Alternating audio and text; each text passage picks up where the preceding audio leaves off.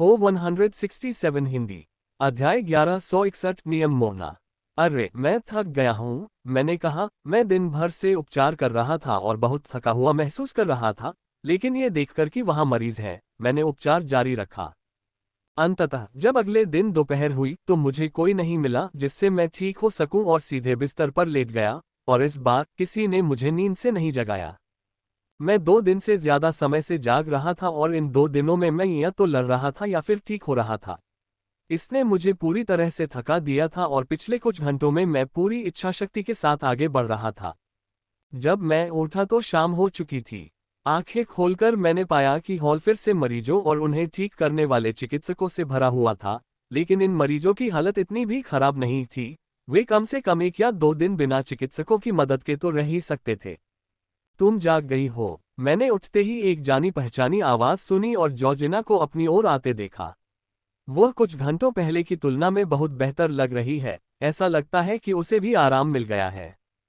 कैसा लग रहा है? उसने बिस्तर के पास कुर्सी पर बैठते हुए पूछा। अच्छा है, पर बहुत भूख लगी है, मैंने सच सच जवाब दिया। तो फिर मैं आपका समय बर्बाद नहीं करूंगी। कोई है जो आपसे मिलना चाहता है, कोई है जिसके पास इतनी पहुंच है कि वह आपको आपके गुलाबों के बदले में वह सब दे सके जो आप चाहती हैं। उसने कहा। मैं आज नहीं कर सकता, मैं अभी भी बहुत थका हुआ और भूखा हूं, इसलिए किसी भी महत्वपूर्ण काम को नहीं कर सकता, मैंने आधे झूठ में कहा। हालांकि मुझे भूख लगी है, लेकिन आज रात मेरे पास और भी महत्वपूर्ण काम है जिसके लिए मैं बहुत उत्साहित हूं। चिंता मत करो, वो व्यक्ति कल किले में आ जाएगा। उसने कहा। ठीक है, वे लोग, मैंने कहा और बिस्तर से उठकर दरवाजे की ओर चल दिया। मैंने जितने भी रोगियों को ठीक किया है उन्हें ठीक किया है, और यहाँ के चिकित्सक भी यहाँ उपस्थित सभी रोगियों को ठीक करने में पूरी तरह सक्षम हैं। मैं एक दोस्त को जवाब देते हुए अस्पताल से बाहर निकल गया। जब तक मैं अपने क्वार्टर में पहुंचा तब तक मैं अपना काम पूरा कर चुका था। अपने क्वार्टर में पहुंचने के बाद सबसे पहले मैंने स्नान किया और फिर गर्माहट के साथ पैकेज्ड फूड खाया। frwebnoel.com। ये काफी स्वादिष्ट है। हालांकि मुझे अभी भी अपने हाथों से बना खाना पसंद है, लेकिन मुझे खुद के लिए खाना बनाने में बहुत भूख लगती है। अगर मेरे शरीर पर खून न लगा होता तो मैं खाने से पहले नहाता ही नहीं। खाने के बाद मैं सीधे अभ्यास कक्ष में गया और हमारे प्रयोग टेबल आर्टिफैक्ट को लिया।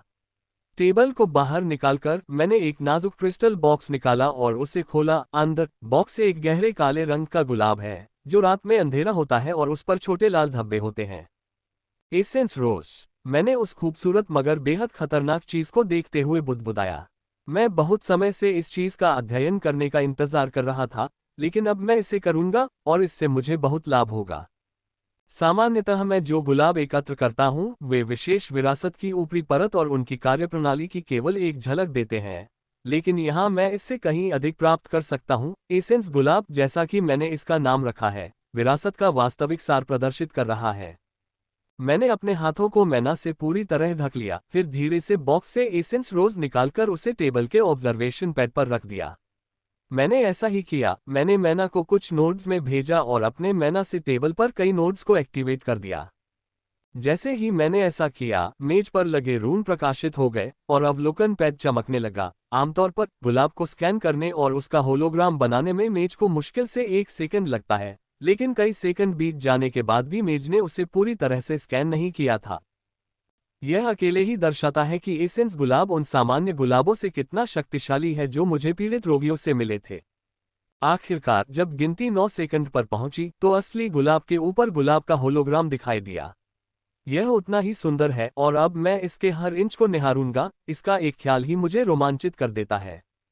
मैंने गुलाब से एक पंखुड़ी चुनी और उसे टेबल के आकार में फैला दिया। ये देखकर मैं आश्चर्यचकित रह गया। पंखुड़ी अभी भी रून और इनहेरिटेंस एनर्जी के प्रारूपों से भरी हुई है। मुझे पंखुड़ी के उस हिस्से को चुनना था और उसे बड़ा करना था, और साथ ही उसे और बड़ा करने के लिए अपनी विशेष आंख की चाल का उपयोग करना था ताकि मैं वह देख सकूं जो मैं देखना चाहता हूं। अद्भुत! मैंने उस बड़े हुए पत्ते को देखते ही बुदबुदाया। अभिशाप विरासत ऊर्जा की कार्यप्रणाली मेरी आंखों के सामने साफ थी। मैं देख सकता था कि यह कैसे बनती है और कैसे काम करती है, और मैं प्रभावित हुए बिना नहीं रह सका। ये बहुत विस्तृत है और मैं कुछ चीजों को मुश्किल से समझ पा रहा हूं, लेकिन मैं जानता हूं कि यह कितना कीमती है। पत्ते के एक छोटे से हिस्से में इतनी जानकारी है कि मेरे मुंह में पानी आ गया है। इसकी एक झलक ही मेरे लिए लार टपकाने के लिए पर्याप्त है। मैं जानता हूं कि मैंने अपार मूल्य का खजाना उठा लिया है। ये गुलाब ग्रिम राक्षसों की विशेष विरासत ऊर्जाओं की वास्तविक कार्यप्रणाली को दर्शाता है। सामान्य गुलाब इसके सामने कुछ भी नहीं है। इसे इसका पतला, दूषित हिस्सा कहा जा सकता है। शाप ऊर्जा जब मनुष्य के अंदर प्रवेश करती है तो वह थोड़ा बदल जाती है। एसेंस रोज अलग है, इसे सीधे ग्रिम मॉन्स्टर्स के सार से प्राप्त किया जाता है। यह उनकी विरासत के सबसे करीब की चीज है और यही इसे बेहद कीमती बनाता है। हालांकि यह केवल ड्यूक स्टेज तक की विरासत को दर्शाता है, फिर भी यह मूल्यवान है। अगर मैं गलत नहीं हूं, तो संगठन इसे पाने के लिए उमड़ पड़ेगा और केवल मैं ही इसे प्रस्तुत कर सकता हूं क्योंकि केवल मेरे पास ही अभिशाप और उपचार संविधान है। यहां तक कि जिन लोगों के पास ये संविधान है वे भी सामान्य गुलाब नहीं उगा सकते, एसेंस गुलाब तो दूर की बात है। इन्हें उगाने की असली कुंजी संविधान के नियम परिवर्तनकारी पहलू में निहित है। इसके बिना गुलाब उगाना असंभव है। सोने से पहले लगाए गए तेज अलार्म ने मेरी नींद खोल दी। आंखें खोलने से पहले मैंने जल्दी से अलार्म बंद कर दिया। कल मैं बहुत देर से सोया था, सुबह होने से सिर्फ 2 घंटे पहले। मैं आगे नहीं बढ़ना चाहता था, लेकिन दोपहर तक सोते रहने से अपना बाकी दिन भी खराब नहीं करना चाहता था। इसलिए मैं सुबह देर से उठने के लिए जल्दी सो गया। मैं थोड़ी देर बिस्तर पर लेटी रही, फिर बाथरूम में जाकर फ्रेश हुई और नहाई। नहाकर बाहर आने के बाद मैंने ऐशलिन और अपने लिए खाना बनाया और फिर चुपचाप खाना खाया।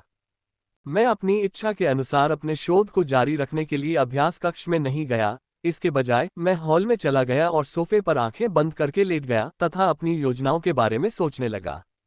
मुझे यहाँ 1 या 2 महीने बिताने होंगे, इससे पहले कि शिक्षक ने जिस खंडहर का उल्लेख किया है वह खोला जाएगा। मुझे 1 सप्ताह से पहले पता चल जाएगा, लेकिन रन में जाने से पहले मुझे ड्यूक स्टेज या कम से कम पीक लॉट तक पहुंचना होगा। मेरे लिए ड्यूक स्टेज तक पहुंचना काफी कठिन होगा क्योंकि मुझे नहीं लगता कि मेरे पास ड्यूक स्टेज की विरासत बनाने के लिए पर्याप्त विचार या ज्ञान है। इसलिए मिशन और उपचार करने के अलावा मुझे अनुसंधान जारी रखना चाहिए और पर्याप्त ज्ञान इकट्ठा करना चाहिए ताकि मैं अपनी विरासत के अगले चरण का निर्माण कर सकूं। अगले चरण पर जाने से पहले मुझे अभी वर्तमान चरण पर ध्यान केंद्रित करना चाहिए क्योंकि यह अभी तक पूरा नहीं हुआ है। मैं सिर्फ एक मध्य स्तर का भगवान हूं और मैंने तय किया था कि मैं केवल तभी उच्च स्तर तक पहुंचूंगा जब मैं पर्याप्त प्रगति कर लूंगा, और मुझे लगता है कि मैं कुछ ही दिनों में ऐसा कर लूंगा। एसेंस रोज ने मुझे कई नए विचार दिए हैं जो मेरी विरासत को बेहतर बनाने में मेरी मदद कर सकते हैं। अगर कुछ दिनों में सब कुछ ठीक रहा तो मैं कुछ ही दिनों में लॉर्ड स्टेज के उच्च स्तर के माध्यम से सफलता प्राप्त कर लूंगा। मैं थोड़ी देर सोफे पर लेटा रहा और फिर उठकर अभ्यास कक्ष में चला गया। प्रयोग की मेज पहले से ही वहां रखी हुई थी और 2 गुलाब भी थे जिन्हें मैंने सोने से पहले छोड़ा था, इसलिए मुझे बस बैठना था और वही करना था जो मैं कर रहा था। यदि यह कोई अन्य मेज होती तो मुझे 2 गुलाबों के बारे में चिंता होती जो कमरे में अभिशाप और जहर फैला रहे हैं, लेकिन वे अदृश्य ऊर्जा परत के साथ इन गुलाबों को कवर करने वाले प्रयोग आर्टिफैक्ट हैं, जिससे उनकी ऊर्जा का बाहर निकलना असंभव हो जाता है। मैं कुर्सी पर बैठ गया और शोध शुरू करने ही वाला था कि अचानक मुझे कुछ याद आया। मैंने अपनी होलोवॉच पर टैप किया और टीचर को कॉल किया। उसने मुझे बताया था कि जब मैं एसेंस रोज की कटाई करने में सफल हो जाऊं तो उसे कॉल करूं, और अब जब मैंने ऐसा किया है तो मैं उसे कॉल कर रहा हूं। माइकल, हम अभी तुम्हारे बारे में बात कर रहे थे, फोर्ट आर्डन कैसा है? उसने कॉल स्वीकार करते हुए पूछा। उसने अपने पूरे कार्यालय का कैमरा चालू कर दिया था ताकि मैं उसका पूरा कार्यालय और प्रोफेसर जोसेफिन को देख सकूं जो उसके सामने पैर ऊपर करके बैठी थी। ऐसा लगता है कि वह अपने किसी प्रयास से लौटी थी। वह अकादमी में बहुत कम रुकती थी, हमेशा कुछ न कुछ खोजने के लिए कहीं न कहीं चली जाती थी। तो क्या तुम मुझे कुछ बताना चाहते हो, माइकल? उसने पूछा। हाँ, मैं 2 दिन पहले युद्ध में एसेंस रोज की फसल काटने में सक्षम थी, मैंने उत्तर दिया। ये सुनकर उसके चेहरे पर दिलचस्पी के भाव उभर आए थे। कैसा है, क्या ये वैसा ही है जैसा आपने उम्मीद की थी? उसने पूछा। इससे भी अधिक, ऊर्जा फ्रैक्टल और रून बहुत स्पष्ट हैं और वे बहुत गहरे हैं, मैंने कहा, इससे पहले कि मैं विस्तार से समझाना शुरू करूं कि मैंने एसेंस रोजेस के अपने अवलोकन से क्या खोजा है। सारे एसेंस रोज निकाल लो, मैं जोसेफिन को अभी तुम्हारे पास भेजती हूँ उन्हें लाने के लिए, उसने कहा और प्रोफेसर की ओर देखा जो अब तक चुप था। प्रोफेसर ने अपनी बड़ी बहन की ओर सिर हिलाया और फिर गायब हो गई। जोसेफिन कुछ ही मिनटों में वहां पहुंच जाएगी। अब जो तुमने अब तक खोजा है उसे जारी रखो, शिक्षक ने कहा और आगे कहा, बताने के लिए इतना कुछ है कि उसे सब कुछ बताने में कम से कम 1 घंटा लगेगा। ट्रिंग। 10 मिनट से भी कम समय में दरवाजे की घंटी बजी। मैं उठकर दरवाजे के पास गया और उसे खोला। दूसरी तरफ एक प्रोफेसर अपने हमेशा की तरह काले सूट में खड़ी थी। प्रोफेसर अंदर आए। मैंने उसे अंदर बुलाया। अच्छा कमरा माइकल, उनके पास इस तरह के एक लॉर्ड क्वार्टर को देने के लिए बहुत कुछ होना चाहिए, उसने सहजता से प्रवेश करते हुए कहा। जोसेफिन बर्बाद नहीं करती, जल्दी से माइकल से गुलाब ले लो और वापस लौटाओ, शिक्षक का प्रक्षेपण कहा। शांत हो जाओ, ठीक है, प्रोफेसर ने अपनी बहन से कहा और फिर मुझ पर हाथ फैला दिया। वो और मैं अच्छी तरह जानते थे कि अगर टीचर ने उन्हें जल्द से जल्द नहीं पकड़ा तो वह हम दोनों को जिंदा खा जाएगी। एक धैर्यवान व्यक्ति के लिए टीचर कभी कभी अधीर हो जाती है। मैंने भंडारण का सामान उसके हाथ में थमा दिया। भंडारण में न केवल मेरे द्वारा तोड़े गए लगभग सभी एसेंस गुलाब थे, बल्कि 20,000 सामान्य गुलाब भी थे, जो इस महीने के लिए मेरा कोटा था। फिर मिलेंगे, प्रोफेसर ने कहा और मेरी नजरों से ओझल हो गईं। मैं अभ्यास कक्ष में वापस गया और शिक्षिका से बात करता रहा, और 5 मिनट बाद मैंने देखा कि प्रोफेसर कमरे में आई और मेज पर पैर रखकर बैठ गईं और फिर शिक्षिका को सामान फेंक दिया। अगले ही पल शिक्षिका के सामने दर्जनों डिब्बे प्रकट हो गए। इन बक्सों के गायब होने से पहले सिर्फ हरे और काले गुलाब ही बचे थे। शिक्षिका ने अपनी नेत्र क्षमता सक्रिय करते ही अपनी आंखें बैंगनी रंग की चमकने लगीं। उसने अपने हाथ में एक पॉइजन रोज लिया और उसे ध्यान से देखने लगी। उसके जैसे तानाशाह के लिए ड्यूक लेवल एसेंस रोज कुछ भी नहीं है। वह आसानी से सम्राट ग्रेड एसेंस रोज को छू पाएगी क्योंकि वह ड्यूक लेवल एसेंस रोज को अपने नंगे हाथ से छू रही है। टीचर कुछ देर तक उन्हें देखती रहीं, फिर उन्होंने अपनी होलोवॉच के कुछ बटन दबाए और कुछ ही सेकंड बाद एक बूढ़ा आदमी कमरे में प्रकट हुआ। उस बूढ़े आदमी को देखकर प्रोफेसर के चेहरे पर मुस्कान आ गई। उसे आलसी बिल्ली की तरह लेटा हुआ देखकर बूढ़े आदमी ने कुछ कहा, लेकिन प्रोफेसर को इसकी परवाह नहीं थी। वह मुस्कुराए और बूढ़े आदमी से कुछ कहा जिससे वह फिर से क्रोधित हो गया और उसने कुछ कहा। प्रोफेसर ने जवाब देने के लिए अपना मुंह खोला तो शिक्षिका ने कुछ कहा जिसने प्रोफेसर को चुप करा दिया। उनकी हंसी मजाक चल रही थी। मेरे चेहरे पर आश्चर्य की झलक दिखी। ये बूढ़ा आदमी मुझे बहुत जाना पहचाना लग रहा है। ये वही बदजुबान बूढ़ा आदमी है जो सृष्टि हृदय विरासत की रखवाली कर रहा था। मैंने उसे राजा स्तर का शक्तिशाली व्यक्ति, अधिकतम सम्राट स्तर का व्यक्ति मान लिया था, लेकिन ये देखकर कि शिक्षक उसके प्रति कितना सम्मानपूर्ण व्यवहार कर रहा है, ऐसा लगा कि यह बूढ़ा व्यक्ति एक तानाशाह है, न कि कोई साधारण तानाशाह।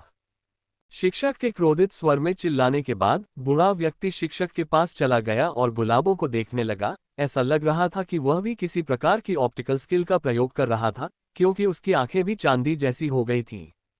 दोनों ने आपस में बातचीत शुरू करने से पहले एसेंस रोज को ध्यान से देखना शुरू किया। बूढ़े आदमी के चेहरे पर कुछ देर के लिए हैरानी की लकीरें उभरी, फिर उसकी आंखों में चमक आने लगी और जैसे जैसे उसने और देखा। ये सब 15 मिनट से अधिक समय तक चलता रहा। फिर शिक्षिका की आंखों की चमक कम हो गई और उन्होंने मेरी ओर देखा। तुमने इन गुलाबों का किसी से लेन देन तो नहीं किया है ना? उसने पूछा। मुझे खुशी हुई कि उसने पिछले 20 मिनट से आवाज बंद कर दी थी। मुझे नहीं पता कि वे किस बारे में बात कर रहे थे। नहीं, मैं उनसे कोई भी डिजाइन बनाने से पहले आपके साथ इस पर चर्चा करना चाहता था, मैंने कहा। मैं गुलाबों के महत्व को अच्छी तरह समझ चुका था और मैं शिक्षिका से इस बारे में उनके विचार पूछना चाहता था। अच्छा हुआ तुमने कोई सौदा नहीं किया, ये एसेंस रोज तुम्हारी कल्पना से कहीं ज्यादा कीमती हैं, उसने कहा। यह सुनकर मुझे कोई आश्चर्य नहीं हुआ। 1 घंटे तक इनके बारे में खोजबीन करने के बाद मुझे तो यही अंदाजा था। उनका उपयोग न केवल अनुसंधान में किया जा सकता है, बल्कि कीमिया में भी किया जा सकता है और टोटेम आर्टिफैक्ट के लिए मुख्य सामग्री के रूप में भी किया जा सकता है। हम इन पर शोध करेंगे, इनका सही उपयोग ढूंढेंगे, शिक्षिका ने कहा कि जब उन्होंने ये कहा तो वे बहुत उत्साहित लग रही थी, लगभग दीवानी। ठीक है, मैं जितना हो सके उतने गुलाब लाने की कोशिश करूंगी, मैंने एसेंस रोजेस के महत्व को समझते हुए कहा। ज्यादा जोखिम मत लो, शिक्षिका ने कहा और यह कहते समय उनकी आवाज दृढ़ हो गई थी। चिंता मत करो, मैं जोखिम नहीं लूंगा, मैंने झूठ बोला। 2 दिन पहले की लड़ाई जोखिमों से भरी थी। हर लड़ाई में बहुत जोखिम होता है, खासकर मेरे जैसे लोगों के लिए जो आमतौर पर विशेष पेशे वाले ग्रिम राक्षसों से निपटते हैं। बस अपना ख्याल रखना। शिक्षिका ने आह भरते हुए कहा। शब्दों की निरर्थकता को समझते हुए हमने कुछ मिनट और बात की। उसके बाद मैंने आखिरकार फोन काट दिया। मैंने कुछ सेकंड के लिए अपनी आंखें बंद कर ली और उन्हें खोलने से पहले मुझे बहुत कुछ पढ़ना है। मुझे उच्च स्तर तक पहुंचने के लिए कड़ी मेहनत करनी होगी। मुझे अपनी विरासत में सुधार करना होगा। मुझे उम्मीद है कि 1-2 हफ्ते में मैं ये सुधार कर लूंगा और अंततः नाइट के उच्च स्तर तक पहुंच जाऊंगा। पहले ये मुश्किल होता, लेकिन अब एसेंस रोज के साथ ये मुमकिन है। मैं देर दोपहर तक एसेंस रोज पर रिसर्च करती रही, फिर कुर्सी से उठकर अपने कमरे में जाकर अपने मुलायम बिस्तर पर लेट गई। अपनी विरासत को बेहतर बनाने के लिए मुझे सिर्फ एसेंस रोजेस की ही जरूरत नहीं है, मुझे और भी चीजें पढ़नी हैं। यह अच्छी बात है कि इस समय मेरे पास शोध सामग्री की कमी नहीं है। मेरे पास न केवल 7 पुस्तकें हैं जिनमें मेरे संविधान के 7 तत्वों का संपूर्ण ज्ञान है, बल्कि मेरे पास उत्तराधिकार नोट्स भी हैं जिन्हें मैंने पहले पढ़ा था और वे मुझे मेरे उत्तराधिकार स्थान में पूरी तरह से याद हैं। उन विरासत नोट्स में ज्ञान भरा हुआ है। इसमें एक लेखक के विचार तो हैं ही, साथ ही इसमें अन्य विरासतों का भी संदर्भ है जिन पर लेखक ने अपनी विरासत बनाने के लिए शोध किया था।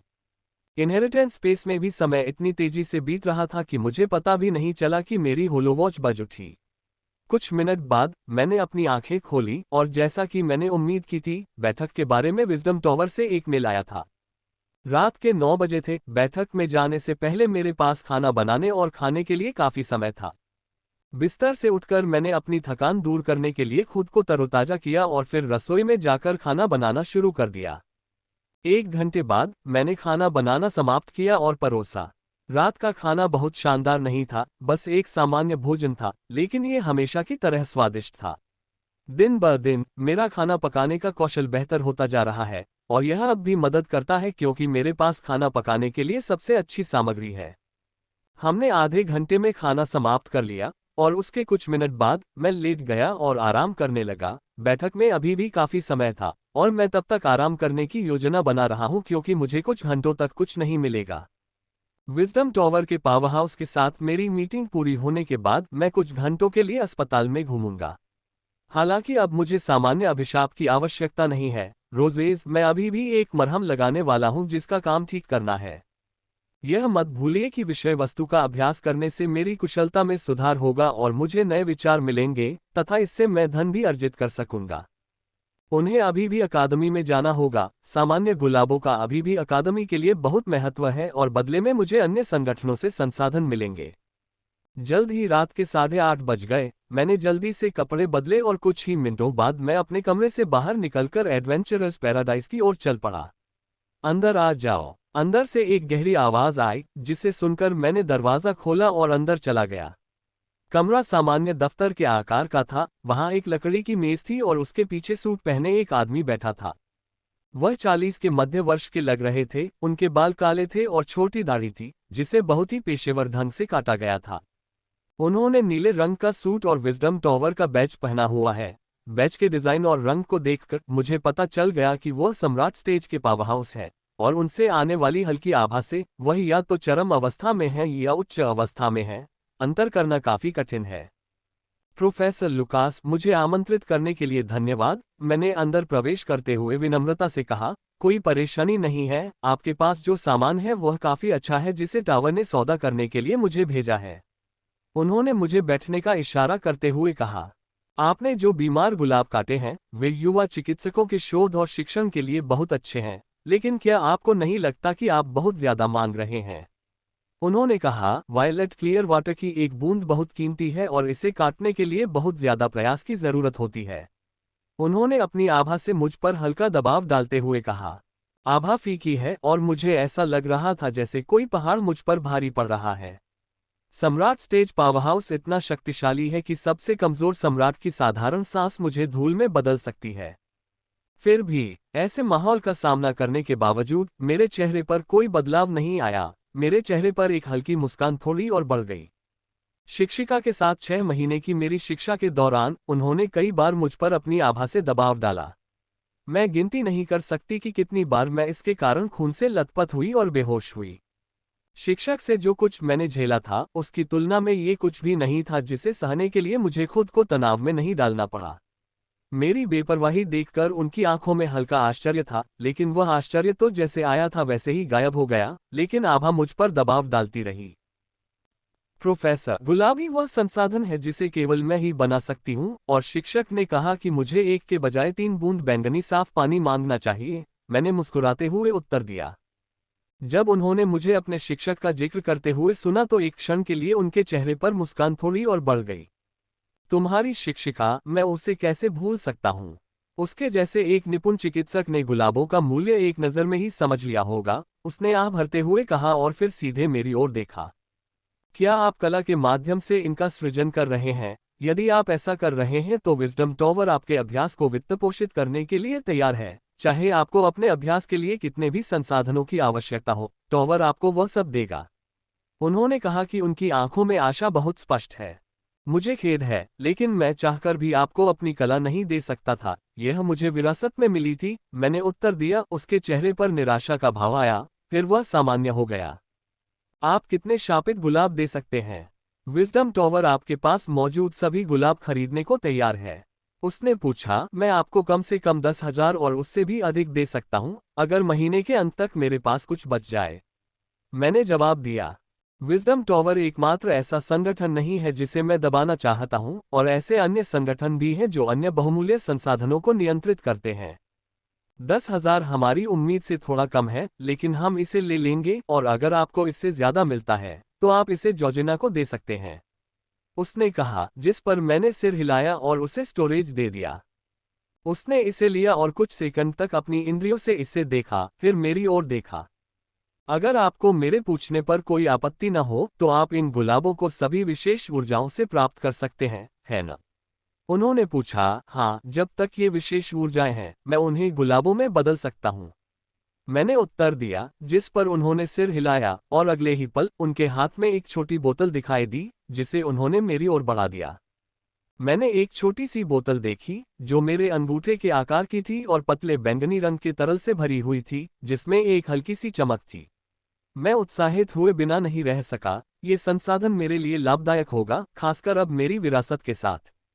धन्यवाद, मैंने कहा और उसे अपने स्टोरेज में रख दिया। उसने सिर हिलाया और मैं जाने की अनुमति मांगने ही वाला था कि वह फिर बोला। ये गुलाब ही एकमात्र गुलाब नहीं है जो तुम बना सकते हो, है ना? इससे भी बेहतर गुलाब तो हैं जो तुमने सीधे ग्रिम मॉन्स्टर्स से तोड़े हैं। उसने पूछा और कुछ बटन दबा दिए, और कैमरे पर ग्रिम मॉन्स्टर्स से गुलाब तोड़ते हुए मेरा एक बहुत ही धुंधला फुटेज दिखाई दिया। fgweb9al_com। फुटेज इतनी धुंधली होती है कि कोई समझ ही नहीं पाता कि क्या हो रहा है। विरासत की ऊर्जा कैमरों को गड़बड़ा देती है, खास तौर पर ड्रोन कैमरों को। फुटेज को साफ कैद करने के लिए आपको ऐसे कैमरों की जरूरत होती है जो काफी बड़े या काल्पनिक पत्थर जैसे हों, जो बहुत दुर्लभ होते हैं। फुटेज भले ही ज्यादा साफ न हो, लेकिन उसमें जरूरी इरादे साफ दिखाई दे रहे हैं, और उसे देखकर मैं बिना हंसे मुस्कुराए रह नहीं पाया। टीचर ने कहा था कि लोग पूछने आएंगे, और मुझे भी इतनी ही उम्मीद थी, लेकिन इतनी जल्दी नहीं। हाँ, मैं ग्रिम मॉन्स्टर्स से सीधे गुलाब प्राप्त कर सकता हूँ। मैंने इसे एसेंस रोज कहा है, लेकिन मैं आपको यह नहीं दे सकता। शिक्षक ने मुझे उनकी अनुमति के बिना इसे बेचने से मना किया है, मैंने क्षमा प्रार्थी मुस्कान के साथ कहा। यह सुनकर वह हैरान तो हुआ, लेकिन जल्द ही उसके चेहरे पर एक समझदारी भरी मुस्कान आ गई। जोसेफीन चार्ल्सटन पहले भी फोर्ट आर्डन उन्हीं एसेंस रोजेस के लिए आए हैं, है ना? उसने एक जानकार मुस्कान के साथ पूछा। मैं उसके सवाल पर चुप रहा। एसेंस रोज अब अकादमी के विशेष संसाधन बन गए हैं, और ऐसा इसलिए है क्योंकि अकादमी का 2 सुप्रीमों के साथ विशेष संबंध है, जिनमें से एक का वह सदस्य है। अगर ऐसा न होता तो वो मेरे साथ इतना विनम्र न होते और मुस्कुराते हुए रेट स्वीकार कर लेते। ये सुप्रीमो किसी से नहीं डरते, इनके सामने तानाशाह स्तर की अकादमियां भी धरी की धरी रह जाती हैं। तुम मुझे एसेंस रोज दिखा सकते हो। मुझे यकीन है कि तुमने कम से कम एक तो अपने पास रखा ही होगा। उसने पूछा। मैंने झिझकते हुए उसकी तरफ देखा। चिंता मत करो, मैं इसे नहीं लूंगा, उसने मुस्कुराते हुए कहा, लेकिन फिर भी मेरे चेहरे पर झिझक देखी। मैं बस इसे देखना चाहता हूं, इसलिए मैं इसका मूल्य आंकना चाहता हूं और इसके बारे में अपने उच्च अधिकारियों को बताना चाहता हूं, जो आपके शिक्षक से बात करेंगे। उसने कहा। यह सुनकर मेरे चेहरे पर नरमी आई और उसने मेरे स्टोरेज से एक आउटबॉक्स निकाला और अपनी ओर बढ़ा दिया। उसने खिड़की खोली, अंदर बैंगनी नसों वाला एक काला गुलाब था। उसने पहले सामान्य आंखों से गुलाब को देखा और फिर अपनी ऑप्टिकल स्किल का इस्तेमाल किया। हे भगवान! अपनी ऑप्टिकल स्किल को सक्रिय करने के कुछ सेकंड बाद उसने कहा, वह भी शिक्षक की तरह ही आश्चर्यचकित था। वह रोज को 20 मिनट तक देखता रहा, फिर आखिरकार उसने ऊपर देखा और जब उसने देखा, तो मेरे प्रति उसकी नज़र पूरी तरह से बदल गई थी और अब वह मुझे ऐसे देख रहा था जैसे मैं कोई अनमोल खजाना हूं। मैं उसकी नज़र को महसूस करके सिहर उठा। क्या आपके पास एसेंस गुलाब का कोई दूसरा प्रकार है? क्या मैं उसे देख सकता हूं? उसने पूछा। ये सुनकर मैं एक पल के लिए झिझकी, फिर मैंने हमारा जहरीला गुलाब उठाकर उसे दे दिया। उसने बक्सा खोला और उस गुलाब को देखने में आधा घंटा और लगा दिया, फिर उसने दोनों बक्से बंद करके मुझे वापस दे दिए। मैं वास्तव में इन एसेंस रोज को लेना चाहता हूँ, उसने आह भरते हुए कहा, फिर मेरी ओर देखा। लगता है कि उच्च अधिकारी जल्द ही अकादमी का दौरा करेंगे, उसने कहा। मैं बस मुस्कुराया। 1 मिनट बाद मैं एक चमकदार मुस्कान के साथ उनके कार्यालय से बाहर निकल गया और उन अनमोल संसाधनों के बारे में सोचने लगा जो मुझे जल्द ही मिलने वाले हैं। 6 महीनों में मैंने काफी संसाधनों का उपयोग किया है। शिक्षक ने मुझे दुर्लभ संसाधन भी दिए हैं। मेरे पास सर्वोच्च संविधान होने के कारण बहुत कम संसाधन हैं जो मुझ पर काम करते हैं। सामान्य संसाधन मेरे लिए कुछ नहीं करते। संविधान ने मेरी ताकत को काफी हद तक बढ़ा दिया है, लेकिन यह एक अंतहीन कुआं भी बन गया है जिसे मुझे किसी भी प्रभाव को प्राप्त करने के लिए भरना होगा। एडवेंचर्स पैराडाइज से बाहर निकलने के बाद मैं सीधे अस्पताल गया और उन लोगों को ठीक करना शुरू कर दिया जो पहले से ही मेरा इंतजार कर रहे थे। विशेषज्ञता के बारे में जानने के बाद जॉर्जिना ने मुझे ऐसे मरीज देने शुरू कर दिए थे जिनमें जटिलताएं थीं और जिनके लिए एक विशिष्ट कौशल की आवश्यकता होती है। मैंने अपने अपार्टमेंट में वापस जाने से पहले कुछ घंटे अस्पताल में बिताए और 1 मिनट के भीतर बिस्तर पर सो गया। दिन बीतते गए और 2 सप्ताह धुंधले पड़ गए। इन 2 सप्ताहों में मैंने 3 लड़ाइयों में भाग लिया। प्रत्येक लड़ाई कठिन थी और कई बार मैं और मेरी टीम प्रतिद्वंद्वी को हराने के लिए जीवन और मृत्यु के किनारे पर चले गए। मैंने न सिर्फ लड़ाइयां लड़ी हैं, बल्कि लगभग हर दिन अस्पताल जाकर मरीजों का इलाज भी किया है और अपना शोध भी जारी रखा है, जो आखिरकार रंग लाया है। मैंने इसमें इतनी प्रगति कर ली है कि अब मैं आगे बढ़ सकता हूँ। मैंने अपने हाथों में संसाधन रखे और इससे पहले कि मैं अपनी आंखें बंद करूं और अपने इनहेरिटेंस प्लेस के अंदर चला जाऊं, वहां मैंने अपने सिर के ऊपर गोल्डन रिंग वाले रूनिक ह्यूमनॉइड पर कई बार टैप किया। आखिरी थपकी के साथ वह जोर से चमकने लगा और मैं इनहेरिटेंस स्पेस से बाहर फेंक दिया गया। मेरी आंखें बंद रहीं और मैं दांत पीसता रहा क्योंकि मेरे अंदर बदलाव आने के साथ ही दर्द मेरे पूरे शरीर में फैलने लगा था। कुछ रून्स नष्ट हो गए जबकि उनके चेहरों पर नए रून्स दिखाई दिए, जिससे संरचना की संरचना बदल गई। हर अनुकूलन मेरे होलो वॉच के सॉफ्टवेयर अपग्रेड जैसा लगा। हर अपग्रेड पर कुछ न कुछ अनुकूलन या बदलाव जरूर होगा। ये प्रक्रिया 15 मिनट तक चली और अंततः मैं भगवान के उच्च स्तर पर पहुंच गया और मेरी विरासत में भी कुछ अच्छे परिवर्तन हुए, जिससे उसकी शक्ति बढ़ गई। मैं अपने शरीर में शक्ति का संचार महसूस कर सकता था और मैंने अपने पिछले युद्ध में शत्रुओं से लड़ाई लड़ी थी। अब मुझे उन्हें हराने में आसानी होगी। अब जब सफलता मिल गई है तो मैं अंततः उस चीज का उपयोग कर सकती हूं जो शिक्षक ने भेजी थी। मैंने कपड़े उतारना शुरू करते हुए सोचा।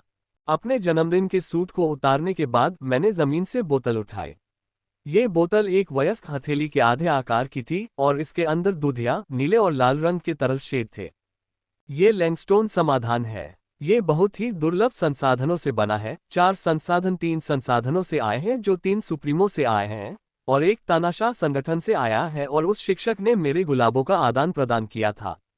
वर्तमान में शिक्षिका ने मेरे एसेंस रोज पर पूर्ण प्रतिबंध लगा दिया था, लेकिन उन्होंने कहा कि वह इस प्रतिबंध को अधिक समय तक जारी नहीं रख पाएंगी। सर्वोच्च संगठन की ओर से इन संसाधनों को साझा करने के लिए दबाव बहुत अधिक है, विशेष रूप से विजडम टॉवर और हॉथोर्न सागर से, जिनसे हम जुड़े हुए हैं। जैसा कि शिक्षक ने उम्मीद की थी, दोनों प्रकार के गुलाबों के बारे में खबर कुछ ही दिनों में सुप्रीम्स तक फैल गई, जिन्होंने मेरे द्वारा पढ़ाने की सारी जिम्मेदारी सौंपे जाने के बाद अपने सदस्यों को अकादमी में भेज दिया। वर्तमान में हम सुप्रीम और कुछ टायरेंट्स के साथ सामान्य गुलाब साझा कर रहे हैं, लेकिन आधे महीने से भी कम समय में हमें सुप्रीम के साथ एसेंस रोज भी साझा करना होगा। दबाव इतना अधिक है कि शिक्षक भी उन्हें अधिक समय तक रोक पाने में असमर्थ थे। शिक्षिका ने कहा कि वह और उनके कुछ साथी इस पर शोध कर रहे हैं और बहुत जल्द ही उन्हें ठोस परिणाम मिल जाएगा, जिससे उन्हें एसेंस रोजेस के लिए बेहतर ढंग से बातचीत करने में मदद मिलेगी। मैंने सारी जिम्मेदारी शिक्षिका को दे दी है। मुझे केवल संसाधन और उनके शोध के आंकड़े चाहिए जो वे उपलब्ध करा रही हैं, और लैंडस्टोन सॉल्यूशन उन संसाधनों में से एक है। यह एक बहुत ही कीमती कीमिया उत्पाद है जिसे बनाने के लिए तानाशाह स्तर के कीमियागर की आवश्यकता होती है, और अब मेरे पास है। मैं ये सोचने से खुद को रोक नहीं पाया कि मैं इससे कितनी प्रगति कर पाऊंगा। मैंने लैंडस्टोन सॉल्यूशन की बोतल खोली और उसे अपने हाथों पर डाला। इससे पहले कि वह लोशन की तरह मेरे शरीर पर फैलने लगे, मेरे शरीर का एक भी हिस्सा नहीं छूटा। यह एक बहुत ही बहुमूल्य संसाधन है और इसने मेरी अपेक्षा के अनुरूप काम किया। इससे मुझे काफी अच्छी वृद्धि प्राप्त होगी। जल्द ही पूरी बोतल खाली हो गई, अंदर एक भी बूंद नहीं बची थी। अपने शरीर के हर हिस्से को लैंडस्टोन सॉल्यूशन से ढका हुआ देखकर मैं जमीन पर बैठ गया, अपनी आंखें बंद कर ली और अपनी इनहेरिटेंस को सक्रिय कर दिया। मेरे अंदर के सारे रूनिक परिपथ प्रकाशित हो गए और खिंचाव पैदा हो गया। उन्होंने ऊर्जा का एक विशाल खिंचाव पैदा कर दिया था। लैंडस्टोन सॉल्यूशन बहुत ही बहुमूल्य संसाधनों से बना है और इसमें अपार ऊर्जा है, तथा रूनों द्वारा तीव्र गति से इसे सोख लेने के बावजूद इसके भंडार में कोई परिवर्तन नहीं देखा जा सकता है। कुछ ही सेकंड बीते थे कि मुझे लगा कि दो अन्य स्रोत भी मेरे साथ जुड़कर ऊर्जा ले रहे हैं, जिससे मैं आश्चर्यचकित हो गया। एशलिन और नीरो ही मेरी ऊर्जा ले रहे हैं और मैं इससे काफी हैरान हूं। मुझे इस बात से हैरानी नहीं है कि एशलिन मेरी ऊर्जा ले रही है, मुझे इसकी उम्मीद थी। मैं नीरो की वजह से हैरान हूं। ये काफी हैरान करने वाला था। fevbinoworld.com। शायद ये बदलाव उसके नए उत्परिवर्तन के कारण हुआ है। एक हफ्ते पहले एक लड़ाई में मुझे लॉर्ड स्टेज पॉइजन मास्टर का सामना करना पड़ा। ये देखकर मैं काफी हैरान रह गया क्योंकि लॉर्ड स्टेज युद्ध के मैदान में नहीं दिखाई दिए। ये काफी अच्छा था, लेकिन मैंने और मेरी टीम ने इसे खत्म कर दिया और इसे नष्ट कर दिया। वह जहरीला सार गुलाब जो मैंने लॉर्ड स्टेज जहर मास्टर ग्रिम मॉन्स्टर से प्राप्त किया था, मैंने उसे नीरो को खिलाया था और उसे खाने के एक सप्ताह के भीतर वह पूर्ण उत्परिवर्तन से गुजर गया था। उसका ऊर्जा शरीर और भी ज्यादा प्रमुख हो गया है, और यह उत्परिवर्तन द्वारा लाया गया एकमात्र परिवर्तन नहीं है। यह देखकर कि कैसे नीरो मुझसे ऊर्जा ले रहा है, मैं उसकी संतुष्टि को महसूस कर सकता था क्योंकि उसके पास इतनी ऊर्जा थी। वह इसे बहुत पसंद कर रहा था। खैर, मुझे आश्चर्य होता अगर वह ऐसा नहीं करता। लैंडस्टोन सॉल्यूशन में न केवल दुर्लभ और कीमती संसाधन है, बल्कि इसमें चमत्कारी फल भी हैं। चमत्कार फल का स्तर काफी कम है और चमत्कार फल का सामान्य स्तर ही था। फिर भी जब इसे उन दुर्लभ फलों के साथ जोड़ा जाता है तो ये जो समाधान बनाता है वह बहुत अच्छा होता है। यही मुख्य कारण था कि तानाशाह स्टेज कीमियागर की आवश्यकता थी। हर कोई चमत्कारी फल ऊर्जा को संभाल नहीं सकता, किसी को कीमिया शिल्प में असाधारण रूप से कुशल होना चाहिए। 10 मिनट बीते थे कि अचानक इनहेरिटेंस रून्स से ऊर्जा निकलने लगी। ये ऊर्जा मेरे रोम रोम में फैलने लगी और मेरे शरीर और आत्मा को मजबूत करने लगी। ये इनहेरिटेंस रून्स जितनी ऊर्जाएं फैलाते हैं वे उससे 10% ही हैं जो वे चूस रहे हैं। लैंडस्टोन सॉल्यूशन की ज्यादातर ऊर्जाएं इनहेरिटेंस रून्स को मजबूत करने में लग गईं, जो मेरी विरासत के लिए जरूरी है। किसी को अपनी विरासत को मजबूत करने की जरूरत थी, लेकिन अधिकांश विरासतों में ये स्वाभाविक रूप से हुआ। ये विरासतें महाशक्तियों की समझ से निर्मित होती हैं तथा उन्हें मजबूत बनाने के लिए आवश्यक ऊर्जाओं को स्वयं प्राप्त करने में सक्षम होती हैं, लेकिन मेरी विरासत में वह सुविधा नहीं है। मेरे पास शक्तिशाली सांसारिक ऊर्जा की पर्याप्त समझ है कि मैं इस तरह के गठन को डिजाइन कर सकता हूं। इसलिए मुझे चीजों को दूसरे तरीके से करना होगा। अपनी विरासत को मजबूत करने के लिए बाहरी स्रोतों का उपयोग करना होगा। यह अन्य इनहेरिटेंस की तुलना में नुकसानदेह लग सकता है, लेकिन मैं पूरी तरह से इसके फायदे में हूं। इनहेरिटेंस पर इतना नियंत्रण होने के कारण मैं इसे अपनी इच्छानुसार मजबूत कर सकता हूं, जिससे मेरी इनहेरिटेंस और भी मजबूत हो सके। यह मेरी पहली इनहेरिटेंस स्ट्रेंथनिंग है और मैंने इसके लिए खास तौर पर लैंडस्टोन सॉल्यूशन चुना है। Miracle fruit energy. मैं मिरेकल फ्रूट एनर्जीज का महत्व जानता हूं और मैं इसके जरिए अपनी इनहेरिटेंस को पूरी तरह से मजबूत करना चाहता हूं।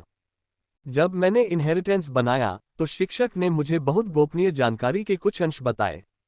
ये जानकारी के नोट्स से प्राप्त हुई, जो कि पूर्व प्रधानाध्यापिका थी तथा एकमात्र व्यक्ति थी जो इनहेरिटेंस को सफलतापूर्वक पूर्ण करने में सक्षम थी, तथा केवल इन स्निपेट्स के माध्यम से ही मैं अपनी पहली सुदृढ़ीकरण के लिए लैंडस्टोन समाधान का चयन करने में सक्षम हुई। ये तो बस पहली मजबूती है, लेकिन मुझे पहले से ही ऐसे दुर्लभ संसाधनों की जरूरत थी। जैसे जैसे मैं आगे बढ़ता, संसाधन भी बढ़ते। मुझे नहीं पता कि मैंने अकादमी और एसेंस रोजेस को जो चीजें दी हैं वे ऐसे संसाधन पाने के लिए काफी होंगी। वहां एक बगीचा भी है। ड्यूक स्टेज पर पहुंचने के बाद मुझे अपने महाद्वीप पर लौटने का समय और बहाना ढूंढना होगा। वहां मैंने कुछ अद्भुत संसाधन देखे हैं, वे मेरे भविष्य को मजबूत बनाने में बहुत मददगार साबित होंगे। यदि ये चीजें पर्याप्त नहीं हैं, तो मैं हमेशा कुछ खंडहरों की खोज कर सकता हूं। ऐसे कई खंडहर हैं जो खतरे के कारण अभी भी अज्ञात हैं। शिक्षक और प्रोफेसर जोसेफिन के बीच हुई बातचीत में मैंने सुना कि उन्होंने कहा कि हमारी दुनिया में बहुत सारे खंडहर हैं और उनमें से कुछ इतने खतरनाक हैं कि अधिकांश शक्तिशाली तानाशाह वहां जाने की हिम्मत नहीं करेंगे। ये भविष्य की बात है, मुझे नहीं पता कि मुझे टाइरेंट तक पहुंचने में कितना समय लगेगा, इससे पहले कि मैं उन अत्यधिक खतरनाक रूनों के बारे में सोच सकूं। ट्यूशन शुरू हुए 20 मिनट हो चुके हैं और यह अभी भी जारी है। इनहेरिटेंस और मेरे दो राक्षस इसकी ऊर्जा को पूरी तरह से चूसने में सक्षम नहीं थे। हालांकि इसमें ज्यादा समय नहीं लगा, मैं घोल की ऊर्जा को महसूस कर सकता था और कुछ ही मिनटों में तीनों स्रोत लैंडस्टोन घोल में मौजूद सारी ऊर्जा को चूस लेंगे। मैं सही था, लगभग 5 मिनट बाद चूषण धीमा होने लगा और फिर पूरी तरह से बंद हो गया। लैंडस्टोन का घोल पूरी तरह से खत्म हो चुका था। इतनी जल्दी, मैंने आंखें खोलते हुए बुदबुदाया। शिक्षक ने घोल की शक्ति के बारे में चेतावनी दी थी। हालांकि उसका स्वभाव कोमल होता है, उसमें अपार ऊर्जा होती है, इसलिए शिक्षक ने चेतावनी दी थी कि पूरा घोल इस्तेमाल करने के लिए कुछ सत्र जरूर लें। मैं कल्पना नहीं कर सकता कि अगर मैं उससे बताऊं कि मैंने एक ही सत्र में समाधान पूरा कर लिया है और मुझे बस 25 मिनट की जरूरत है, तो उसके चेहरे पर क्या भाव होंगे। मुझे यकीन है कि वह चौंक जाएगी। कितनी ताकत है, मैंने अपने हाथ पकड़ते हुए कहा। यह तरक्की साफ दिखाई दे रही है। मैं अपने हर हिस्से में ताकत का एहसास कर सकता था, जिससे मुझे ऐसा लग रहा था कि मैं किसी भी चीज को कुचल सकता हूं। मैंने अपनी विरासत को सक्रिय करने से पहले कुछ मिनटों तक खुद को जांचा। मेरी शारीरिक और आत्मिक शक्ति में उन्नति मामूली है, असली उन्नति मेरी विरासत है। जैसे ही सिल्वर आर्मर मुझ पर प्रकट हुआ, मैं महसूस कर सकता था कि इसका हर हिस्सा ताकत से धड़क रहा है, पल भर में अपार शक्ति के साथ फटने के लिए तैयार। ऐसी ताकत देखकर मैं वास्तव में अभी कुछ लड़ना चाहता हूं। मैंने अपने आवेग को नियंत्रित किया और उसके हर हिस्से का निरीक्षण किया। बाहर से देखने पर इसमें ज्यादा अंतर नहीं था, केवल अनुभूति में थोड़ा सा परिवर्तन था और वह भी बहुत हल्का था। बहुत कम लोग इसे महसूस कर पाते। मैंने हीलिंग मोड इनहेरिटेंस पर स्विच करने से पहले कुछ मिनटों तक बैटल मोड इनहेरिटेंस के परिवर्तनों का निरीक्षण किया और ग्रीन ब्लैक आर्मर मुझ पर प्रकट हुआ। बाहर तो इसमें कोई खास बदलाव नहीं दिखा, लेकिन अंदर से तो काफी बदलाव आ गया था। बदलाव महसूस करते हुए मैं इसे तुरंत आजमाना चाहती हूँ, लेकिन अभी समय नहीं है। असर दिखाने से पहले मुझे कुछ और काम करने हैं। मैंने दवा लेना बंद कर दिया और अभ्यास कक्ष से बाहर निकलकर नहाने चला गया। घोल लगभग पूरी तरह सोख लिया गया था, लेकिन उसमें कुछ अवशेष रह गए थे, जिससे मुझे थोड़ी खुजली हो रही थी। 15 मिनट बाद मैं नहाकर बाहर निकली और कपड़े पहनकर रसोई में चली गई। मैंने कुछ घंटे पहले ही नाश्ता किया था, लेकिन मुझे फिर से भूख लग रही है, इसलिए मैंने कुछ सरल खाना बनाने का फैसला किया। 45 मिनट बाद मैंने कुछ सरल खाना पकाना समाप्त किया। मैंने और एशलिन ने चुपचाप खाना खाया, फिर हम दोनों आराम करने के लिए लेट गए। ट्रिंग ट्रिंग। मैं उसके बाद हॉस्पिटल और डुलिंग हॉल जाने की योजना बना रहा था, तभी मेरे होलोचित से कॉल आई। ये कॉल मेरे टीम लीडर जिमी का था। माइकल, हमें मिल गया। हमें जंगल में प्रवेश करने की अनुमति मिल गई। जिमी की उत्साहित आवाज मेरी होलोवॉच से गूंजी। सच में? मैंने पूछा। मुझे पता था कि जिमी ने हवा में जाने की अनुमति के लिए आवेदन किया था, लेकिन मुझे नहीं लगा कि यह स्वीकार हो जाएगा, और इतनी जल्दी। जंगल में जाने की अनुमति पाना बहुत मुश्किल है, इसके लिए आपको अपने स्तर पर बहुत शक्तिशाली होना पड़ेगा। शिकारियों में भी मुश्किल से 20% टीमों को जंगल में प्रवेश करने की अनुमति मिल पाती है। युद्ध में हमारे असाधारण प्रदर्शन की बदौलत ही हम इसे इतनी जल्दी हासिल कर पाए हैं। हमारी टीम ने कई रिकॉर्ड तोड़े हैं और वर्तमान में फोर्ट एडॉन में स्पेशल प्रोफेशन ग्रिम मॉन्स्टर्स को सबसे ज्यादा बार मारने का रिकॉर्ड हमारे पास है। हमने अपनी पहली लड़ाई में 100 से ज्यादा स्पेशल प्रोफेशन ग्रिम मॉन्स्टर्स को मारकर रिकॉर्ड तोड़ दिया है और उसके बाद की लड़ाइयों में भी उस रिकॉर्ड को तोड़ दिया है। हालांकि मैं जंगल में प्रवेश करने के लिए परमिट मिलने से काफी हैरान हूं। जंगली का मतलब है बाहर, और मेरे मूल महाद्वीप के ग्रिम युद्ध क्षेत्र के विपरीत, यहां हर कोई बाहर नहीं जा सकता। किले की घंटे की सीमा में 3 ग्रिम राक्षस किले हैं और उनमें बड़ी संख्या में ग्रिम राक्षस हैं। ये वाइल्ड को असाधारण रूप से खतरनाक बनाता है।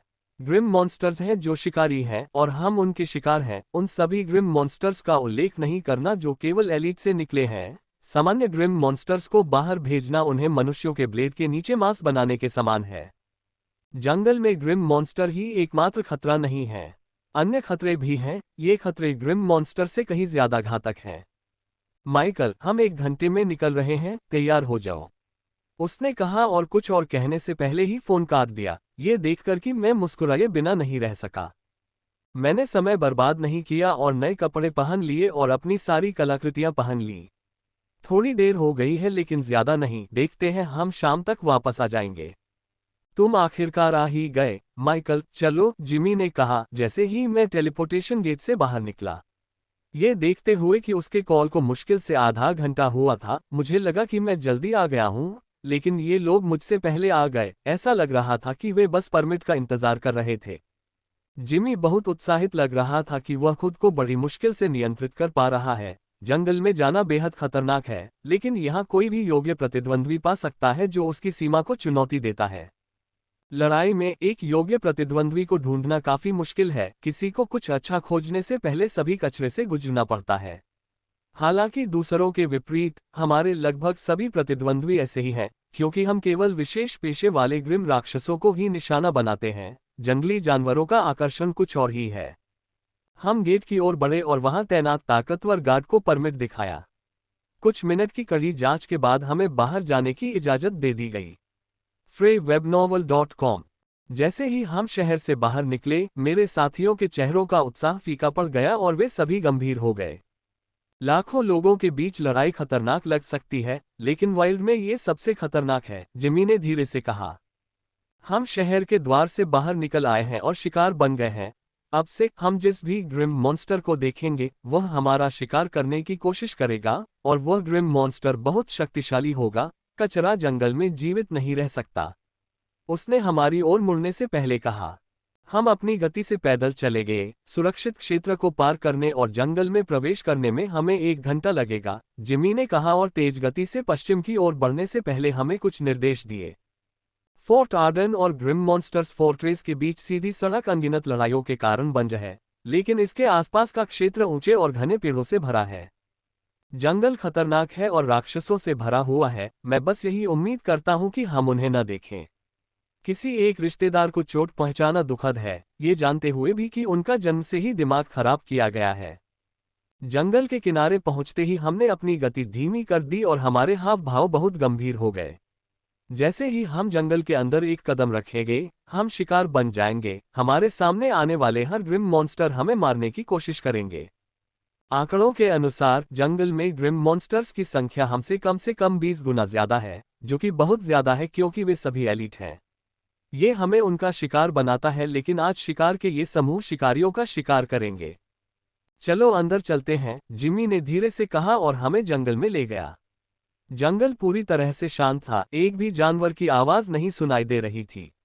ग्रिम मॉन्स्टर एक संकट की तरह हैं, वे अपने रास्ते में आने वाली हर चीज को नष्ट कर देंगे। बेचारे राक्षस, ग्रिम मॉन्स्टर्स के इलाके में तो लगभग सभी खत्म हो चुके हैं। सिर्फ इंसानों के इलाके में ही ये मौजूद हैं, जहां इनका शिकार करना मना है। कोई भी इससे नाखुश नहीं है। वहां दर्जनों खंडहर हैं जहां सर्वशक्तिमान राक्षस मौजूद हैं, वे आसानी से उन राक्षसों का शिकार कर सकते हैं। हम धीरे धीरे जंगल में प्रवेश कर गए और इस बात को लेकर सतर्क थे कि कोई शोर न हो। हम अपने शोर से किसी ग्रिम मॉन्स्टर को सतर्क नहीं करना चाहते थे। सावधान रहो, मैं और जिमी एक साथ चिल्लाए। तभी मुझे अचानक लगा कि टारपीडो जैसे हमले हमारी ओर तीव्र गति से आ रहे हैं। जैसे ही मुझे हमलों का आभास हुआ, मैं तुरंत अपने हाथों में तलवार लेकर जिमी के पास पहुंच गया। जैसे ही मैं जिमी के बगल में दिखाई दिया, मैंने हमारे सामने बहुत बड़े तीर देखे। वे बड़े हैं, प्रत्येक तीर लगभग 4 मीटर लंबा है, जो मोटी हवा की तरह विरासत ऊर्जा से ढका हुआ है। इसकी नोक बेहद तेज है और इस पर एक शक्तिशाली रूनिक सरनी खुदी हुई है। जैसे ही मैंने तीरों को देखा, मेरे अंदर का पुराना सेट पूरी तरह से जल उठा और जैसे ही मैंने अपनी तलवार को तीरों के खिलाफ घुमाया, मेरी तलवार की धार लाल रंग में चमकने लगी। मुझे उम्मीद थी कि हम ग्रिम मॉन्स्टर्स से मिलेंगे, लेकिन इतनी जल्दी नहीं और इन शक्तिशाली हमलों के साथ। झनकार, मेरी तलवार तीर से टकरा गई और मुझे ऐसा लगा जैसे मैं किसी सुपरफास्ट ट्रेन से टकरा गया हूं। यदि मैं पुराने सेट का उपयोग न कर रहा होता और अपनी तलवार का वजन न बढ़ा रहा होता, तो मुझे एक कदम पीछे हटना पड़ता और यह बुरा होता क्योंकि यह एकमात्र तीर नहीं था जो हमारी ओर आ रहा था। ट्रर्रर्र। प्रारंभिक टकराव के बाद मेरी तलवार ने एरो को इस प्रकार चीर दिया जैसे वह मक्खन हो, तथा उसके बाद मैं दूसरे तीर की ओर बढ़ गया जो रोव की ओर आ रहा था, जबकि जिमी ने गिना की ओर आ रहे तीर को संभाल लिया। क्लैंग क्लैंग ट्रर्रा ट्रर्रा। मैंने एक के बाद एक तीरों को चीर डाला और मुझे कहना होगा कि ये तीर बेहद खतरनाक हैं। मैं इनसे निपटने के लिए अपनी पूरी ताकत लगा रहा हूं और फिर भी मुश्किल से ही इनसे बचाव कर पा रहा हूं। FEWebnovel.com। जिमी बोझ बांटने में माहिर है, उसके बिना इन तीरों से निपटना बहुत कठिन होता, जो सभी दिशाओं से आते प्रतीत होते थे। जो भी तीरंदाज है वह बहुत कुशल है, वह जानता है कि कमजोर बिंदुओं पर कैसे हमला करना है, अधिकतम नुकसान पहुंचाना है। ये सबसे अच्छा ग्रिम मॉन्स्टर तीरंदाज है जो मैंने अब तक देखा है। जिमी, चलो आर्चर से निपटते हैं, मैंने कहा। रोव और जीना ने अपनी दिशा पकड़ ली थी और अब वे तीरों से ठीक से बचाव कर रहे थे। हालांकि रोव को थोड़ी परेशानी हो रही थी, लेकिन जब तक जीना तीरों की गति को नियंत्रित करती, तब तक वह इसे संभाल सकता था। जिमी ने दोनों साथियों की तरफ देखा, इससे पहले कि हम दोनों आर्चर की तरफ बढ़े। मैंने पहले ही आर्चर पर अपनी इंद्रियों को केंद्रित कर लिया था और जानता था कि वह कहाँ है। हमें आते देख तीरों की बौछार बढ़ गई, लेकिन हमने इसे संभाल लिया और तेजी से आर्चर की तरफ बढ़ गए। ये कमबख्त हवा वाला वेयरवुल्फ बहुत तेज है, जिमी ने शाप दिया जब हम आर्चर की ओर बढ़े। आर्चर न केवल तेज है बल्कि निडर भी है, ये बिना किसी डर के हमारे साथ खेल रहा है। जैसे ही हम उसकी ओर बढ़ते हैं, वह तेजी से दूर चला जाता है। वह भाग नहीं रहा है, वह सिर्फ इतनी तेज गति से अपना स्थान बदल रहा है कि पूरी कोशिश करने के बाद भी हम उसे पकड़ नहीं पाते। जंगल को न भूलें, जिससे घूमना फिरना काफी मुश्किल हो गया था, लेकिन ये हमारे लिए एक समस्या है, न कि एक तीरंदाज के लिए। ऐसा लग रहा था कि उस कमीने ने जंगल में बहुत ज्यादा ट्रेनिंग ली थी और उसके पास कला थी, जिससे वह जंगल में बिना गति खोए आसानी से घूम सकता था। ये देखकर मैंने मन ही मन ये निश्चय कर लिया कि मैं वन के वातावरण में प्रशिक्षण लूंगा और ओल्ड सेट में ऐसा परिवर्तन करूंगा कि मैं भी उतनी ही सहजता से चल सकूं जितनी कि वे पवन वेयरवुल्फ, जिनका हम पीछा कर रहे हैं। हालांकि मैं अभी भी जिमी से बेहतर प्रदर्शन कर रहा हूं, उच्च गति वाली कला का उपयोग करने के बावजूद वह जंगल में मुझसे अधिक तेज नहीं था। पुराने सेट ने मुझे संचालन में पूर्ण लचीलापन दिया। थोड़े से अंशांकन के बाद मैं बेहतर कर सकता था, लेकिन यह अभी भी उस कमीने को जोकर की तरह पीछा करते हुए पकड़ने के लिए पर्याप्त नहीं था। जिमी, मैं इस कमीने को परिष्कृत करने जा रहा हूं। मैं जिमी के पास गया, जिसने तुरंत मेरा मतलब समझ लिया और मुझसे दूर चला गया। ये थोड़ा जोखिम भरा है, लेकिन ये हमारा एकमात्र विकल्प है कि हम इस कमीने को जल्द से जल्द खत्म कर दें, बिना अन्य ग्रिम राक्षसों पर हमला किए। जब मैं पवन वेयरवुल्फ का पीछा कर रहा था तो मेरे पैर से एक छोटा तिरंगा गुलाब निकला। मेरे द्वारा पहले किए गए हमलों के विपरीत, ये दूर नहीं गया, बल्कि यह अपने स्थान पर ही रहा। जंगल उसके लिए एक उत्कृष्ट स्थान हो सकता है, लेकिन यह मेरे लिए भी एक शानदार स्थान है। यहाँ मैं आसानी से बिना उसकी नज़र में आए हमला कर सकता हूँ। ये त्रिरंगीन गुलाब मेरी विरासत की ऊर्जा से बने हैं और मेरे संविधान और नियम शक्ति के मारक पहलू के कारण इंद्रियों के लिए अदृश्य हैं। अगर मैदान समतल होता तो कमीने ने उन्हें देख लिया होता, लेकिन यहाँ तो इसकी कोई संभावना नहीं है। एक बार सारे गुलाब अपनी जगह पर रख दिए गए तो कोई भी उन्हें परिष्कृत होने से नहीं बचा पाएगा।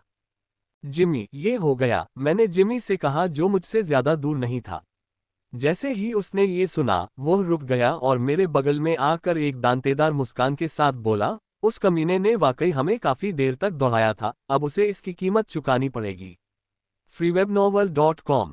पहले से ही थके हुए इन नीच इंसानों का क्या हुआ? पवन वेयरवुल्फ ने दूर से छिपते हुए ही पूछा। हालांकि वह हमारे साथ खेलता था, लेकिन हमेशा सतर्क रहता था और इतनी दूरी बनाए रखता था कि जब चाहे पीछे हट सकता था। नहीं, हमने रोक दिया क्योंकि तुम पहले ही मर चुके हो, मैंने उदासीन स्वर में उत्तर दिया। दूसरा कदम, गुलाब का शोधन, मैंने मन ही मन बुदबुदाया क्योंकि मैंने अंततः सभी 16 गुलाबों को सक्रिय कर दिया था। हा हा हा, अगर आपको लगता है कि आप मार सकते हैं तो मानव मस्तिष्क में शॉर्ट सर्किट हो गया होगा, उसने हंसते हुए कहा, लेकिन बीच में ही वह रुक गया जब उसने देखा कि 10 मीटर लंबी बड़ी पंखुड़ियां तेजी से उसकी ओर आ रही हैं, जो बीच में मौजूद घने विशाल पेड़ों को गिरा रही हैं। उसने हमला देखा और महसूस किया कि कुछ गड़बड़ है, और भागने की कोशिश की, लेकिन वह अभी कुछ मीटर ही चला था कि उसने पाया कि गुलाब की कई पंखुड़ियां एक बड़े गुलाब में बदल गई थीं और अब ये गुलाब धधकते हुए जलने लगा था। जिमी और मैं गुलाब के पास पहुंचे और देखा कि अंदर विंड वेयरवुल्फ जल रहा है। पहली बार उसे एक जगह देखा गया था, पहले जब भी हम उसे देखते थे वह पूरी तरह धुंधला दिखाई देता था। अब वह गुलाब के अंदर फंस गया है और जोर जोर से चीख रहा है, लेकिन उसकी कोई आवाज नहीं निकल रही है। ये पूरी तरह से मौन प्रक्रिया है, इसमें ऊर्जा का कोई उतार चढ़ाव नहीं होता, न ही कोई आवाज। अगर मैं चाहता तो विजुअल्स को भी म्यूट कर देता, ऐसा लगता जैसे कोई बड़ा तिरंगा गुलाब चमक रहा हो। ये शिखर ड्यूक है और बहुत शक्तिशाली है, हमारे सर्वोत्तम प्रयासों के बावजूद भी हम पिछले 15 मिनट से इसे पकड़ नहीं पाए हैं। गुलाब को पूरी तरह से परिष्कृत होने और राख में ट्यून करने में 4 मिनट लगे थे। कुछ सेकंड बाद गुलाब मेरे पास वापस आ गए और वे मेरे अंदर रूम्स में वापस रिस गए और उनकी ऊर्जा इनहेरिटेंस रूम्स में स्थानांतरित हो गई। इस चाल के बारे में आश्चर्यजनक बात यह है कि अब ये लक्ष्य के अलावा किसी अन्य चीज को नुकसान नहीं पहुंचाता है। गुलाब ने केवल ग्रिम राक्षसों को परिष्कृत किया था, जिस जमीन पर यह था वह पूरी तरह से अप्रभावित रहा। यह उन परिवर्तनों में से एक है जो मैंने इस चाल में किए हैं। पहले इसका प्रभाव चारों ओर फैलता था, जिससे बहुमूल्य ऊर्जा की बहुत अधिक बर्बादी होती थी, लेकिन अब ये केवल उस शिकार को प्रभावित करता है जिसे इसने लक्ष्य बनाया था, और कुछ नहीं। तुम्हारी चाल थोड़ी बदल गई है, जिमी ने उस जमीन को देखकर टिप्पणी की जहां कुछ सेकंड पहले ग्रिम मॉन्स्टर जल रहा था। हाँ, पहले मेरा उस पर से नियंत्रण थोड़ा कम हो गया था, अब मेरी उस पर अच्छी पकड़ है, मैंने जवाब दिया और ग्रिम मॉन्स्टर्स का सामान उठाने चला गया। मुझे ग्रिम मॉन्स्टर के सामान को देखने का समय नहीं मिला है, यहाँ तक कि जब से मैं फोर्ट एडॉन में आया था, मैंने ग्रिम मॉन्स्टर्स से जो कुछ भी प्राप्त किया था उसे सीधे भंडारण में संग्रहित किया था, मैंने इसे कभी नहीं देखा।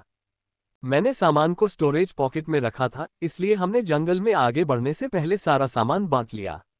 हम पहले से कहीं ज्यादा सावधान थे, आर्चर ने हमारी आंखें खोल दी। हम जंगल में चुपचाप आगे बढ़े, सिर्फ संकेतों में बात करते रहे। पहले 10 मिनट तक हमें कुछ भी सुनाई नहीं दिया, उसके बाद लड़ाई की हल्की आवाजें सुनाई देने लगी।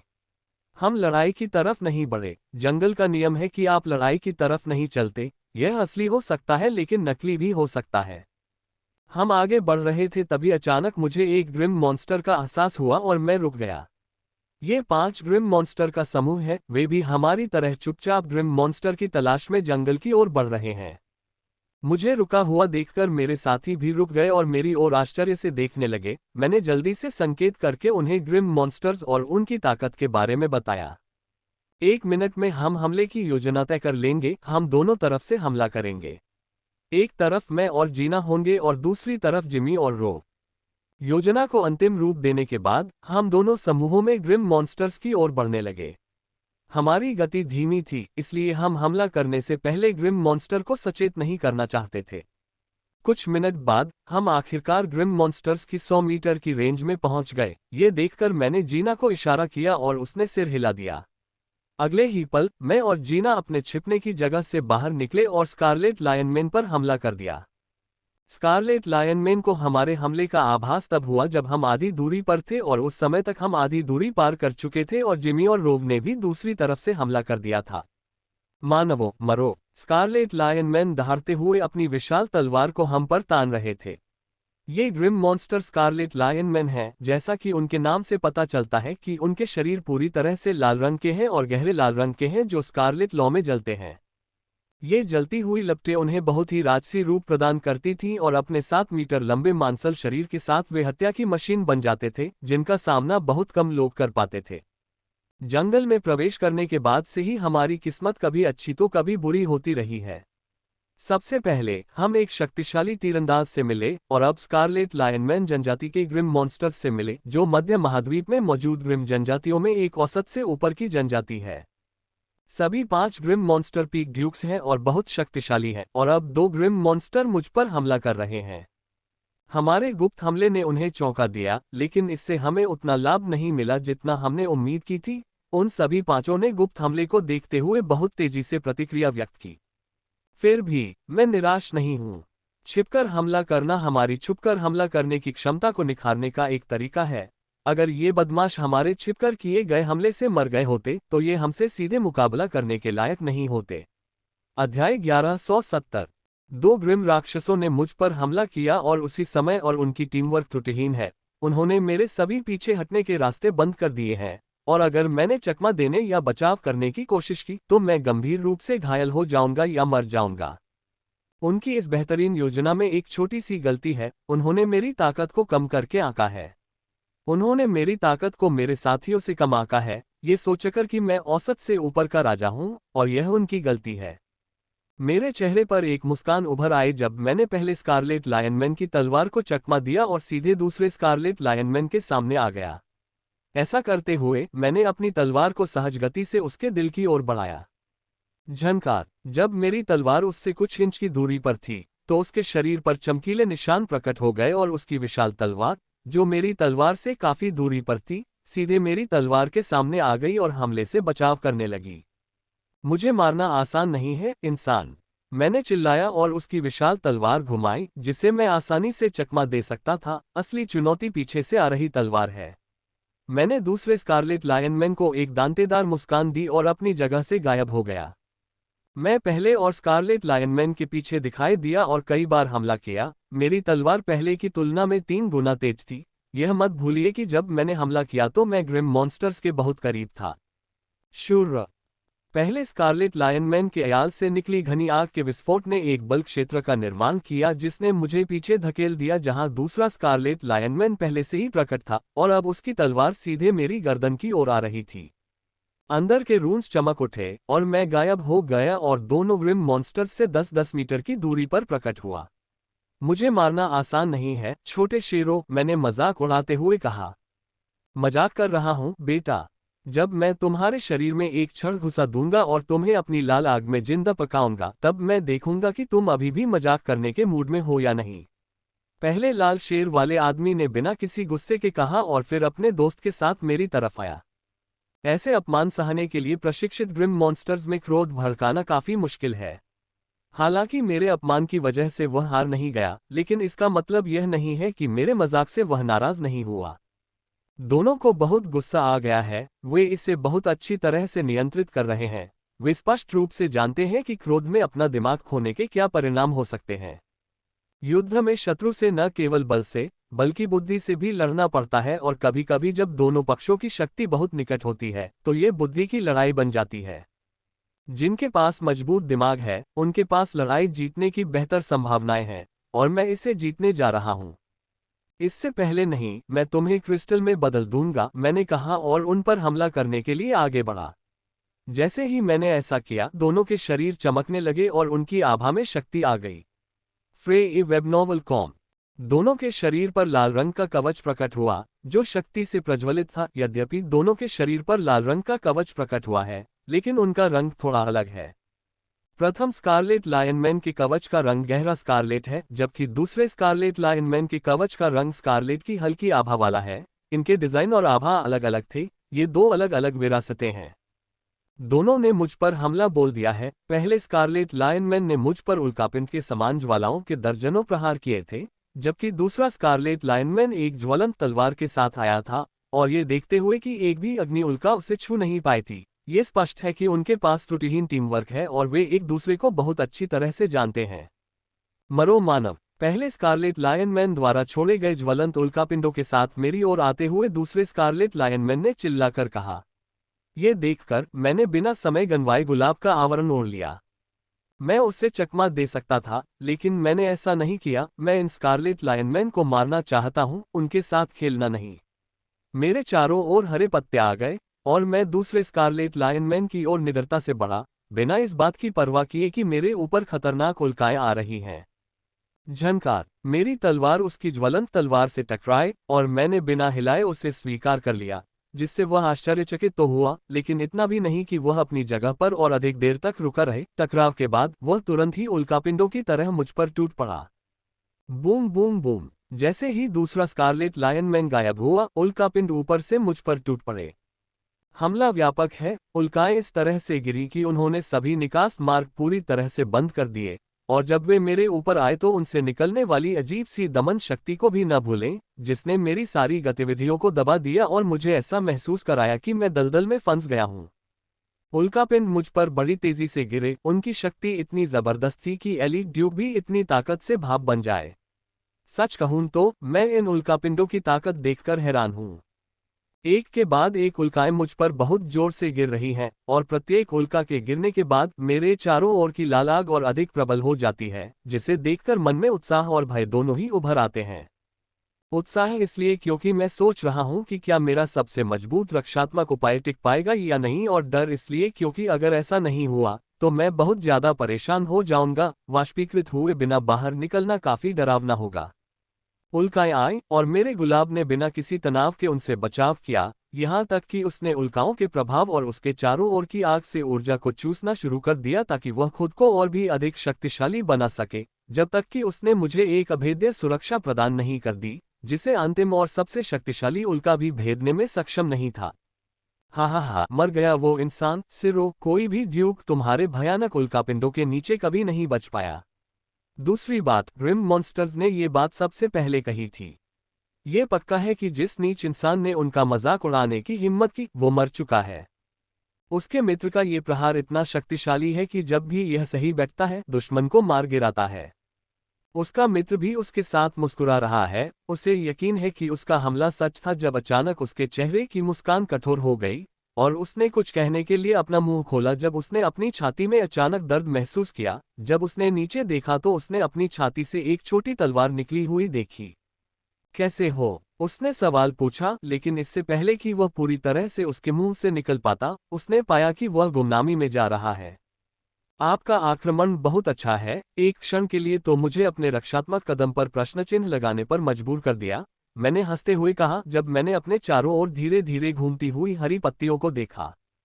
तुम बच गए, उसने सदमे में कहा और मुझ पर एक और शक्तिशाली हमला किया, जिससे उसके हाथों पर लालाग लग गई जो उसकी तलवार तक फैल गई। हे, एक और परीक्षण, मैंने कहा, और जैसे ही मैंने उसका हमला देखा और उसका मुकाबला करने के लिए अपनी तलवार आगे बढ़ाई, अगर मेरी रक्षात्मक विधि इस हमले से बच गई तो मैं उसके भय का पात्र बन जाऊंगा, और अगर ऐसा नहीं हुआ तो मैं उसके टुकड़ों से उड़ जाऊंगा।